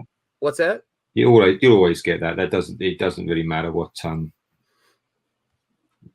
TV shows come out and whatnot. There are those that are happy, like the Queen. Mm-hmm. I get the impression the Queen's very well liked, right? Okay, everyone likes the Queen. She's pretty cool. diamond shit. Yeah. I think she's liked over here as well.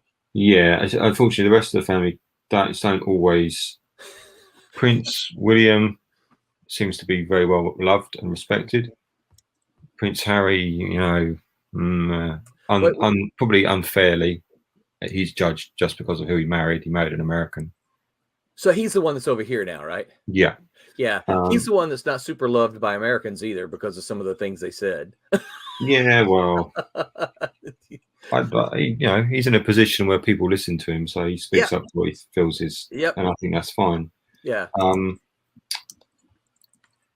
Yeah, I won't go into the rest of the family too much, but I like the royal family. I'm fine. I'm fine with the Queen. Yeah, I don't think the show matters too much. Princess Di she was untouchable. She's the golden one. Yeah. Rightly or wrongly. So. Yeah. And of course, my wife and I think the people get very sensitive about how she is portrayed. Obviously, she's dead, so she can't defend herself. Yeah, but she's beloved by everybody. So. Yeah, you kind of there's kind of this don't speak ill of the dead kind of thing. Yeah. Well, I know Princess Di was certainly well loved over here as well. Yeah.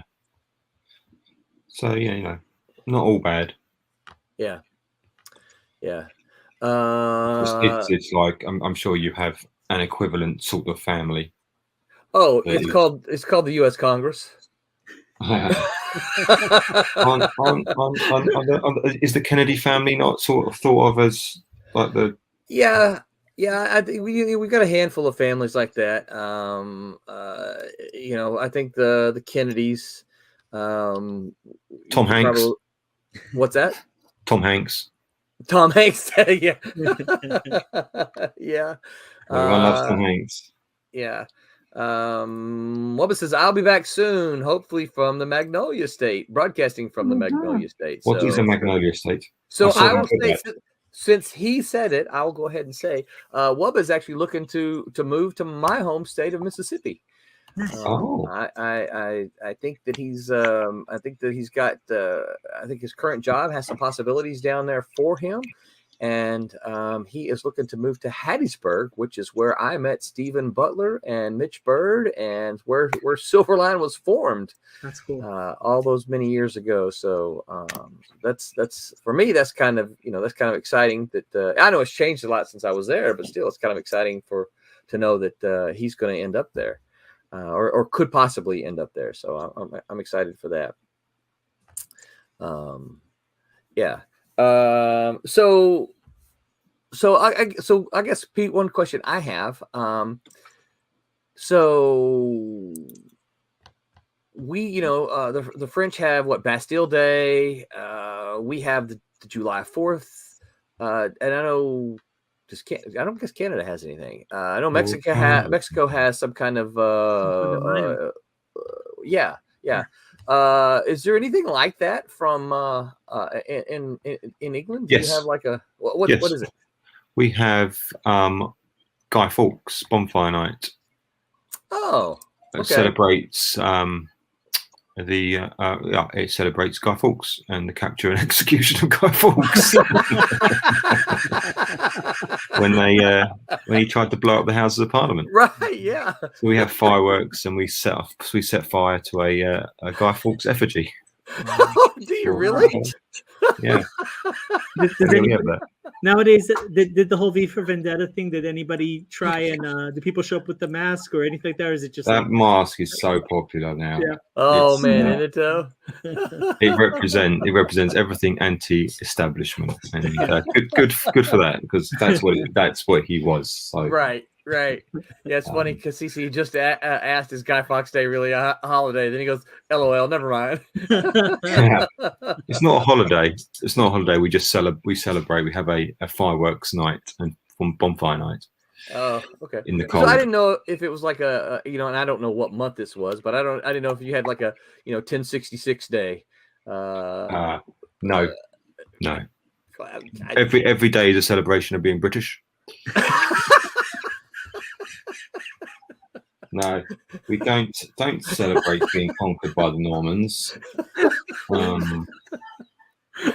Dark day in British history. Oh my gosh. No, yeah, interesting subject. Yeah. Pete, I think you missed your career in stand-up. I'm serious. Like, your dry sense of humor is like, oh my gosh. Yeah, I know it. Yeah, I was talking to Tommy the other day, and this goes back a couple of weeks, and he says, I like going back and listening to some of our old streams. He goes, Pete's one-liners just cracked me up. He said we'll all be sitting there talking about something. He goes, Pete, be quiet over there talking or drawing, and then suddenly he'll just pop out this zinger. He goes, it just makes me laugh. Yeah. I'm trying to think of any others if we do celebrate anything particularly British. No, obviously Remembrance Day. I think you obviously do the same. In the Second World War. Yep. And First World War. No. So there's nothing that really kind of celebrates the we do or end of Britain. Oh goodness, no. Okay, interesting. Yes, one doesn't celebrate being great. It's not the done thing. It's not the British way. We do. You know what we do, and I don't think you guys do this. I don't think anyone else does this actually. On the 26th of December, after Christmas Day, we have Boxing Day. I've heard about that, but I don't know what that is.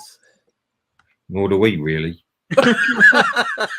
Didn't have something to do with like the the workers at the the bigger estates and stuff like that, they would give them the gifts or things after the fact. Am I wrong?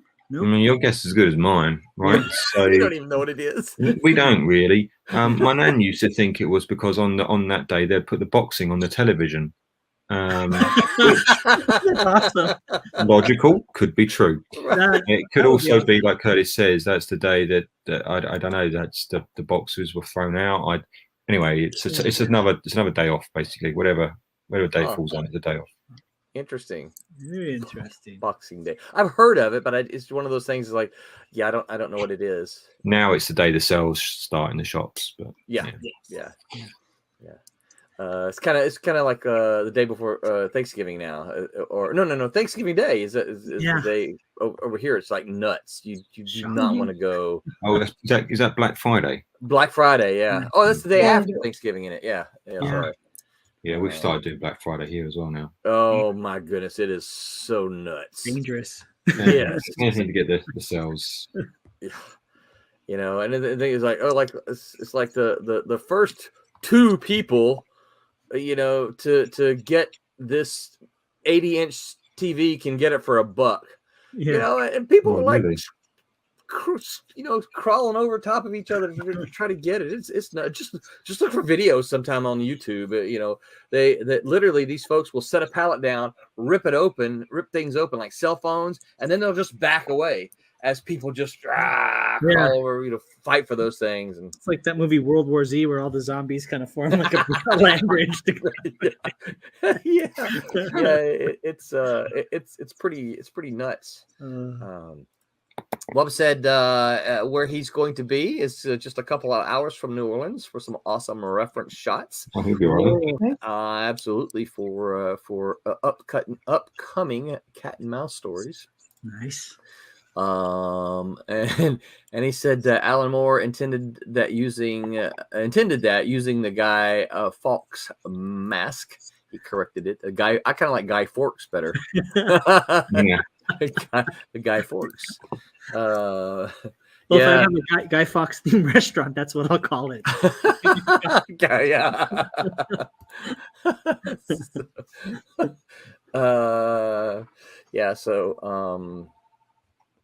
So I guess I kind of like I hear my phone, and I think nobody in my house is answering the phone. I don't know why. So I'm about to have to mute myself again when the answer machine goes off. I tend to like Christmas and just hello. Yeah. Let's see. Well, I'm gonna just throw Cassisi's comment up here while Rowan's taking care of it. He says, "Oops, sorry." The day after, so not too sure. Maybe that was about the Boxing Day. I don't know. I honestly don't know what that is. I should find out, but well, for let's see, no one likes New Year's. Because Cece says no one likes New Year's. I like New Year's. it's such a palaver, isn't it? Yeah. Everywhere suddenly becomes paid to get in, and all the prices go up, and it's like, then I've got to stay up late. And I'm like, no, I'm too old now. I don't do it. Do you New Year's resolutions? Because I know a lot of people use it at that time. I do come up with New Year's resolutions. I don't intend to keep them at all. Just surely for the sport. Just for the fun of it. What ridiculous thing can I come up with? It's not going to last. Never done one.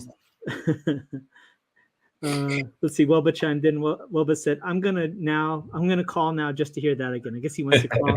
I guess for Roland's voicemail. And Stephen Brown says, "At some point, I'll have to get booths at conventions. How do I know when a convention is coming other than MegaCon?" And I think a comic question. Yeah. Yes. Do you have to just Google conventions. Yeah, whichever ones are in your area, start following them, and then apply. Yeah, that's all I do. I Google and just if they look interesting or they look like they could be successful, I'll do the online if it's open at that point. Mm. Yeah, there's often you can find lists like the list of comic conventions state by state over here in the U.S. You can just Google comic conventions in Florida, and it'll come up with this this big list of stuff that you can do. So, and then of course once you kind of get plugged into some of the conventions, conventions kind of promote each other. Stephen Brown, where are you geographically? You mentioned MegaCon, so I'm going to guess you're here in Florida. That would be my guess. I just did the convention that I just came back from was in Palm Beach, down north of just a little bit north of Miami. So, and the way I found out about that one is that when I was at another show, and you can often find things like this at comic shows. If you look at the freebie tables, you can often find little postcards about upcoming conventions. I got this one, which this one is a local one that me and Haley Martin. I think maybe just me, Haley, and Dante will be at this one. But then there's another one, and I thought I had the card for it as well. That there'll be a handful of us there. But you look for things like this at the conventions that you go to, and this is one of the best ways to find out which conventions are where, and you kind of got to get plugged in. This is a good question from Cassisi. He says, "Is there a Veterans Day over there, Pete? Like a military Veterans Day?" No, you do Veterans Day. No, not really. One thing you guys I think do very well is you look after your veterans. I don't think we do that very well here. Really? Not because we don't care. It's just I don't think our government is particular. You spend so much money on your military. Yeah. It's insane. Yeah. So you do look after your soldiers better than we have. Obviously, better state care than you guys do. So the state does look after everybody. It looks after everybody, not just veterans. Right. But so we have to put down on Veterans Day. We do Memorial Day. Cassisi is a veteran. So thank you. Yep, absolutely. We appreciate your service, Cassisi. I know I told him that when he was when he was in my class. Yeah, absolutely. So what I was going to say before my phone rang is that, and we need to wrap it up. For me, my two favorite holidays tend to be July 4th and Christmas.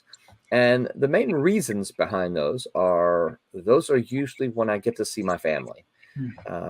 My family kind of collects for those holidays. We don't really, we don't collect for any of the other, we don't get together for Easter. We don't get together for, Halloween and any of the other holidays. But July 4th, my family, where they live in Arkansas, is a small farming community. The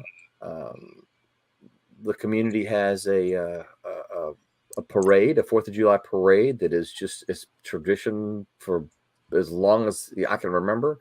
There's a railroad track that goes literally through the middle of town. And every single year, well, I shouldn't say every year. There's always an exception, right? But just about every single year, in the middle of the parade, a train runs. So the parade has to halt and let the train go through. And once the train is through, then the parade resumes. And it literally, the parade is about a mile long, right? It goes from the town square. On the other side of the town square is the First Baptist Church, and they all collect up in the parking lot of the First Baptist Church, and they go down through Main Street until they hit the fairgrounds, and then that's where they disperse. And then at the fairgrounds, there's always a little carnival kind of set up, and there's booths there. Now, here's the thing: the carnival last for a couple of days, but the 4th is always the final day of it, right? But on the 4th, that's where they have the booth set up so that you can play bingo. You can buy hamburgers. They have a kitchen set up that always serves the meals throughout the day. All the money that's raised there goes to for the city cemeteries. It's money raised to upkeep the local cemeteries. Now, here's the cool thing about this. July 4th kind of kicks off the picnics, is what they call them, right? They actually call it the July 4th picnic, right? And that's just the whole community comes out and has a picnic. Well, the very next weekend, the town right next door has their picnic, and then the next weekend another town, and the next week. So in that county, for the next like 5 weeks, the little towns have their picnics, and all of the picnics are the money is raised to maintain their cemeteries, because you got to pay someone to mow the grass and keep the lawns up, and make sure that the tombstones don't get overgrown, and the money raised at the picnics is there for the upkeep of the cemeteries. So you see them, they have auctions. Most of them have auctions where they just auction off stuff. And I've seen a pie go for $700. Wow. Yeah. But what happens is these people go there with the intent to donate money. Sure. Yeah. That's To it. And so they just have fun. There was one guy who died recently, but he had, I want to say, 30 years straight of ball caps that had, he got the first ball cap that had, and I think it was the St. Francis picnic with the year on it, right? And every year, no matter how much it was, $1,000, he got the first ball cap. Cool. But that was he was giving back to the community for he was going to give the money anyway, so why not have some fun with it and raise money? So I think for me, those are the kind of the reasons that I like those two holidays, is because I have the tendency to see my greater extended family. That's why I have cousins and my aunts and uncles and things like that. So I think for me, that's why I like them. That sounds great. Yeah. Nice. Really nice. Thomas Formonte. Oh my God. Must have heard us talking about him. He says, "Hello, everyone. Good to see y'all. I'm back home. Wow, what a trip back in town. We'll be back on the stream next Sunday." So glad to hear it, Tommy. Glad to hear you're back home. Glad you had safe travels. We have missed you. We have talked about you, poked fun at you, but we have indeed missed you. Okay, guys. Well, we've kind of run out of time here. Mm-hmm. Anything else? We've had a nice chat about holidays here. Anything that anybody wants to add? Yeah. Happy Halloween. Happy Halloween. Very good. Yes. Halloween. Okay. Especially you, Pete. Thank you. I look forward to going to some random stranger's house and going, "Oh, it's scary in here," and beg for candy. And then they'll say we haven't done anything. I say, "Oh, well, how charming." I love that idea. It's random kids begging for candy. Give me sweets. Give me sweets. Give me child. Kasisi says, "Have a great night, everyone." Thank you, Kasisi. Enjoyed chatting with you. Tommy said, "It's time to get to work." Yes, it is. Hey, put me to work during the stream. It was all good stuff, Tommy. But now you got to go back and listen to see what you missed, right? and Tommy, I resisted the urge to mention the Flottamati. So all right, so Curtis, let me see here. There we go. Curtis, where can folks find you online? Sure. You can find me on Facebook, and you can find me either through my martial arts or through the comic books. Through the comic books, it's Shadow Ghost Comic, one word. That's on Facebook and Instagram. And then for my martial arts school, it's Tiger Crane 805. That's on YouTube and Instagram, and Tiger Crane Kung Fu on Facebook. So that's where you can find me. Excellent. Roberta, what about you? Where can folks find you online? And actually, I see that sweet Yeah. poster on just over your shoulder. Yeah, there just on the watch wall. the scroll. Look for Roby Conroy under Facebook watch and the scroll. Instagram, and you can find me there. And, that's about it. Excellent. Mhm. Pete, what about you? On the Google, by typing in Peter Clinton Art, you'll find me everywhere, just as that. So yeah, get in touch. Nice. And you can find me on all the social medias as well. Look for Roland Man, or look for Man Roland. Where's my little caricature? You just look for my caricature. It looks just like me. So yeah, and don't forget to hit like, share, and subscribe. And oh, hold on, I gotta get this right here. And just remember to make Make mine mine Silverline. Silverline. All right, good night.